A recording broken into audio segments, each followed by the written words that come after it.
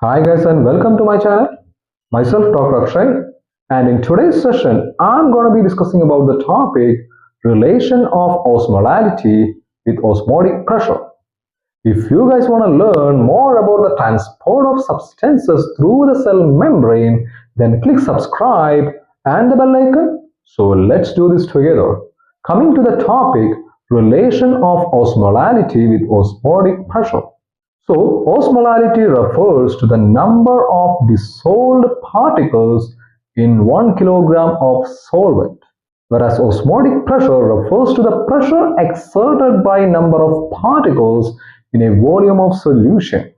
At normal body temperature, that is at 37 degrees Celsius, a concentration of 1 osmole per liter will cause an osmotic pressure of 19,300 millimeter mercury in a solution.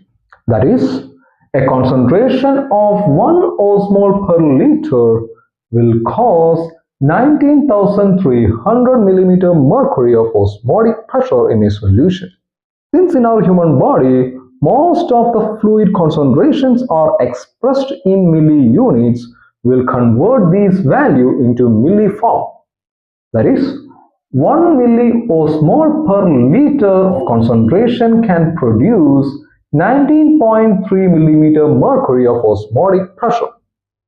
Since in our human body, plasma contains 300 milliosmole per liter of solute particles, we will multiply 300 with these values.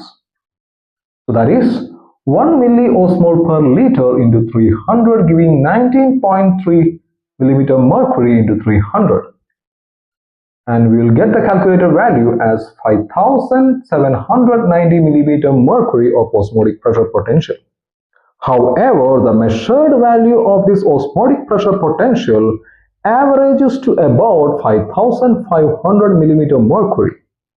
Sometimes it can be just above 5,500 millimeter mercury, whereas in some cases it can be just below 5,500 millimeter mercury.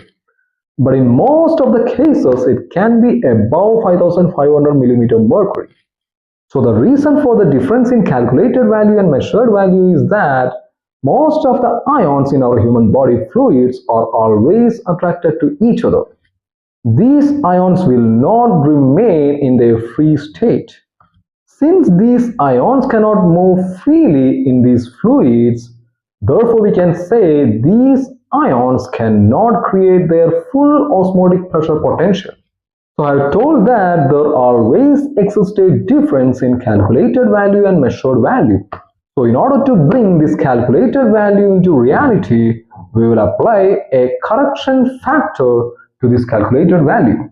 So here, the 0.93 is the correction factor. So we are applying this 0.93 correction factor to this calculated value. So we will get finally 5,384.7 millimeter mercury of osmotic pressure potential. Therefore, on average, we can say that the actual osmotic pressure potential of the human body fluids is about 0.93 times the calculated value. So that covers the topic relation of osmolality to osmotic pressure. I hope you guys learned about this particular topic. Thank you so much guys. See you guys in the next session.